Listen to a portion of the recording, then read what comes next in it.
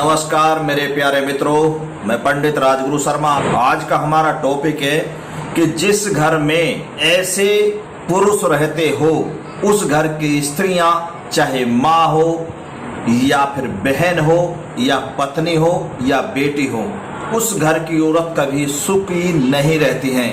वो हमेशा उन पुरुषों की वजह से, ऐसे पुरुषों की वजह से हमेशा दुखी रहती हैं। मेरे प्यारे मित्रों, मेरी माता और मेरी बहनों, आज हम इसी टॉपिक पर बात करते हैं और इसी टॉपिक को लेकर हम ये वीडियो आपके सामने पेश कर रहे हैं। हम बहुत ही ज्ञानवर्धक और बहुत ही कम समय में आप लोगों के बीच बहुत ही ज्ञानवर्धक, कल्याणमयी, घर को सुधारने वाली और कमियों को बताने वाली वीडियो पेश करते हैं। वो कौन से ऐसे पुरुष होते हैं, उनके अंदर ऐसी क्या कमियां होती हैं जिस घर की स्त्रियां उन पुरुषों को लेकर बहुत ही दुखित, बहुत ही परेशान हमेशा जीवन भर रहती हैं।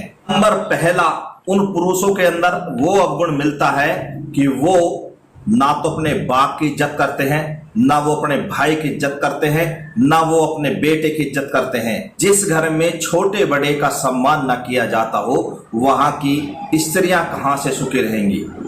नंबर 2 अवगुण उन पुरुषों में ये देखने को मिलता है, वो अनपढ़ होते हैं, लालची होते हैं, आलसी होते हैं, घमंडी होते हैं, क्रोधी होते हैं, अहंकारी होते हैं और बहुत ज्यादा जिद्दी होते हैं। ऐसे घर की स्त्रियां उन पुरुषों से हमेशा परेशान रहती हैं। नंबर 3, उन पुरुषों में ये अवगुण भी देखने को मिलता है, मांस, मंदिरा, गांजा, चरस, अफीम, भांग, जन क्या क्या नशीले पदार्थों का सेवन करते हैं और उसी के साथ साथ सट्टा खेलते हैं, ताश खेलते हैं, जुआ खेलते हैं। ऐसे पुरुषों से उनके घर की स्त्रियां हमेशा परेशान रहती हैं। नंबर 4, उन पुरुषों के अंदर ये अवगुण देखने को मिलता है कि वो हमेशा जहां बहन बेटियां घर में रहती है वहीं पर गलत संगति के भार के लोगों को लाकर बैठाते हैं, वहीं दारू पीते हैं, वहीं तफरे मारते हैं, वहीं ताश बजाते हैं और पत्नियों पर ऑर्डर पेलते रहते हैं, पानी लाओ, पकौड़ी लाओ, सब्जी लाओ, खाना लाओ। तो ऐसी स्त्रियां ऐसे पुरुषों से हमेशा दुखी रहती हैं। ऐसे घर की स्त्रियां ये सोचती हैं कि ऐसे पुरुषों से तो हम बिना आदमी के भी ठीक है।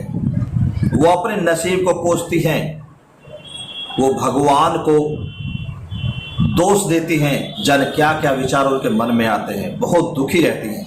नंबर 5, उन पुरुषों के अंदर ये अवगुण देखने को मिलता है कि वो अपनी पत्नी की, अपनी बहन की, अपनी माँ की, अपनी बेटी की मेहनत की कमाई को घर लौट कर खाते हैं और ऊपर से उन्हें अपने पैर की जूती समझते हैं, उनको ऊपर से दबाव बनाकर रखते हैं, उनको हमेशा टॉर्चर करते हैं।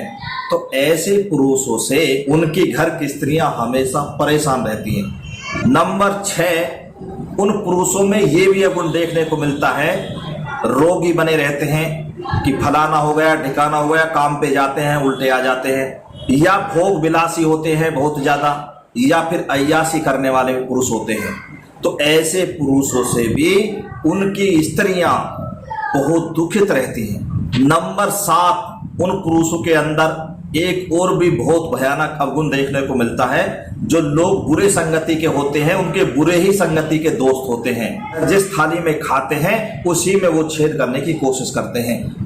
लेकिन वो पत्नी हमेशा सबसे पहले तो उस पति के अत्याचार को सहती रहती है, दूसरा उसकी गलत संगति के लोग जब घर पर आते हैं और उस घर के पुरुषों की निगाह बचते ही बाहर वाले पुरुष उन माता बहनों के साथ इज्जत के साथ खेलने की कोशिश करते हैं, उनके साथ छेड़खानी करते हैं, तो दूसरा मरण ये भी उन स्त्रियों के लिए हो जाता है।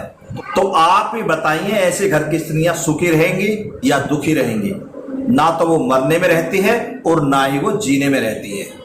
नंबर 8, उन पुरुषों के अंदर ये अवगुण देखने को मिलता है कि वो हमेशा बेटी जात से नफरत करते हैं। बेटी अगर घर में पैदा हो जाती है तो उसे बोझ समझते हैं और उसे बहुत कम प्यार देते हैं, उस पर अत्याचार करते हैं, उसे जीवन में हमेशा बुरी दृष्टि से देखते हैं। ऐसे बाप के घर में जो बेटियां जन्म लेती हैं वो बेटियां कभी सुखी नहीं रहती, उनका जीवन ही नर्क बन जाता है। पहले बाप के यहाँ रिश्ता करने भी जाएगा तो उल्टी सीधी जगह फेंक आएगा उनको। तो ऐसे पिता बेटियों को भी सुख नहीं दे पाते। नंबर 9, उन पुरुषों के अंदर एक अवगुण और भी बहुत बुरा देखने को मिलता है कि जिसकी पत्नी सदाचारनी हो, बहुत साफ सुथरे चरित्र की हो, जिस पत्नी में सारे गुण संपन्न हो, और फिर भी वो पुरुष अपनी पत्नी को छोड़कर दूसरी स्त्री के साथ संबंध बनाता है, शारीरिक संबंध बनाता है, तो उस घर की स्त्री को भी बहुत ज्यादा दुख होता है। ऐसे घर की स्त्रियां कभी सुखी नहीं रहती हैं। वो स्त्रियां किसी से कुछ कह भी नहीं पाती हैं, मन ही मन में कुटती रहती हैं, क्योंकि वो अपनी इज्जत को उछालना नहीं जानती हैं, क्योंकि वो सामाजिक औरत होती हैं। साफ चरित्र की औरत कभी अपने घर के लाख बुराई हो फिर भी वो उड़ाती नहीं है। इसलिए ऐसी स्त्रियां भी अपने पतियों से, ऐसे पुरुषों से हमेशा दुखित रहती है, नरक जैसी जिंदगी कूद कूद कर जीती है। उनके दिल से जाकर एक बार पूछो तो सही कि उन पर क्या बीत रही होगी। नंबर 10, ये अवगुण भी उन पुरुषों में देखने के लिए मिलता है जो पुरुष टसन में, अभिमान में अपनी पत्नी से दूर रह रहकर दिखाते हैं। वो अपने समय को खराब कर लेते हैं, परिवार में अपने पति पत्नी में विद्रोह पैदा कर लेते हैं, खटास पैदा कर लेते हैं और खुशहाल भरे जीवन को नर्क बना लेते हैं। जो पति किसी प्रदेश में रहता है, काम करता है, अभिमान में चूर रहता है, या अपनी कमाई धन दौलत को लेकर घमंड में रहता है, या रंग रूप को लेकर घमंड में रहता है कि मेरे लिए तो एक नहीं 1000 स्त्रियां आएंगी, उस घमंड को लेकर कई वर्षों तक अपने घर नहीं आता है, तो ऐसे पुरुष की स्त्रियां भी दुखित रहती हैं, परेशान रहती हैं। नंबर 11, ये अवगुण भी उन पुरुषों में देखने के लिए मिलता है कि जो पुरुष अपनी माँ से, अपनी बहन से, अपनी पत्नी से, अपनी बेटी से कभी ये नहीं पूछता कि तुम्हारा कहीं घूमने का मन है, तुम्हारा कुछ खरीदने का मन है, तुम्हारा कहीं कुछ अच्छी चीज खाने का मन है, लेकिन वो पुरुष बाहर रोज खाकर आते हैं, मिठाइयाँ, फल, जूस, लेकिन वो अपने घर की स्त्रियों को ना तो वो लाते हैं और ना कभी अपने घर की स्त्रियों के बाद उनसे उनकी मन की बात पूछते हैं कि तुम्हें कुछ कपड़ा लेना है, या तुम्हें कुछ खरीदना है, तुम्हें कहीं घूमने जाना है कैसे, या तुम्हें किसी चीज का खाने का मन कर रहा है या नहीं। तो ऐसी स्त्रियों का भी जीना बेकार है। ऐसे पुरुष बेकार होते हैं जो अपने घर की स्त्रियों का, माँ का, बहन का, बेटी का, पत्नी का मन का हाल नहीं जानने की कोशिश करते हैं, लेकिन वो पत्नियां, वो स्त्रियां, वो बहन बेटी चुपचाप घर में रहती हैं, क्योंकि उस घर में कहने का अधिकार नहीं है मन की बात। तो जिस घर में स्त्रियां अपने मन की बात नहीं कह सकती अपने पति से, पुरुष से, बेटा से, भाई से, तो वहां भी उन स्त्रियों का जीवन नरक माना जाता है, क्योंकि वो काल कोठड़ी में आती हैं और वो काल कोठड़ी में ही अपना जीवन व्यतीत करके चली जाती हैं, हमेशा दुखी रहती है पर वो कह नहीं पाती। नंबर 12, उन पुरुषों के अंदर ये भी अवगुण देखने को मिलता है कि जो पुरुष अपने घर की स्त्रियों से सलाह नहीं लेते हैं, किसी को धन देना है या किसी से धन लेना है, कोई प्लॉट खरीदना है, कोई जमीन खरीदनी है, कोई गाड़ी खरीदनी है, कोई आभूषण खरीदना है, यानी कोई भी लेन देन जीवन में अगर वो करते हैं, पूजा पाठ करते हैं, दान पुण्य करते हैं, कोई भी इस बारे में जो पुरुष अपने घर की स्त्रियों से सलाह नहीं लेते हैं, वहां की स्त्रियां भी उनसे परेशान रहती हैं, क्योंकि वे अपनी मर्जी से काम करते हैं, कहीं घाटा खाते हैं, कहीं नुकसान खाते हैं, कहीं लुट जाते हैं, कहीं पिट जाते हैं। तो ऐसी घर की स्त्रियां अपने पति को समझाते समझाते थक जाती हैं और वो अपनी आदत से बाज नहीं आते हैं। नंबर 13, पुरुषों के अंदर ये भी अवगुण देखने को मिलता है, गांव में बहुत बड़े पंचायत तोड़ने वाले व्यक्ति बनते हैं, लेकिन घर में अपनी बेटियों का सौदा करते हैं, यानी अपने बेटी की शादी नहीं करते, वो बेटियों को बेच देते हैं, चाहे वो पति उसका कितनी भी उम्र का हो। यानी 40 साल का अगर कोई व्यक्ति मिलता है और वो 2 लाख या 5 लाख रुपए दे दे तो वो अपनी फूल जैसी बेटी को बेच देता है। तो ऐसे पुरुषों को भी कहीं डूबने के लिए जगह नहीं होती है। ऐसे पुरुषों को डूब कर मर जाना चाहिए जो अपनी फूल जैसी बच्ची, अपने दिल के टुकड़ा को 2-4 लाख रुपए में किसी हैवान को बेच देता है। अरे शर्म करो, ऐसे घर में बेटियां जन्म ना ले तो अच्छा है। अरे इंसान है, वो कोई भेड़ या बकरियां नहीं होती है। ऐसे पुरुषों से भी उस घर की स्त्रियां परेशान रहती हैं, तो वो पूरे घर को दुखी रखते हैं। ऐसे पुरुष वो किसी की नहीं मानते हैं, सिर्फ पैसे के भूखे होते हैं। ऐसे घर में मैं भगवान से दुआ करता हूं कि ऐसे घर में भूल कर भी बेटियां जन्म ना ले जहां बेटियों का सौदा किया जाता हो। उस बात को क्या पता होता है कि उस बेटी को उसने बेचा है, वो हैवान उसके साथ क्या अत्याचार कर रहा है, वो मुड़कर नहीं देखता है। अगर वो हैवान उसके साथ अत्याचार कर रहा है, मार है, पीटता है, टॉर्चर करता है, तो वो पिता, उस घर का व्यक्ति, कोई भी उससे जाकर ये नहीं कह सकता कि हमारी बेटी को क्यों दुखी रखता है, क्योंकि उसने बेची है। वो कह देगा लिकट, तूने पैसे लिए थे नहीं, लिकट। तो उस बेटी की तो जिंदगी खराब हो जाती है। जिस बेटी के साथ ये गुजरा हो, जिस बेटी के साथ ऐसा गुजरा हो, ऐसा हुआ हो, उस बेटी से जाकर कभी पूछना उसके दिल का हाल, सुनकर बेहोश हो जाओगे।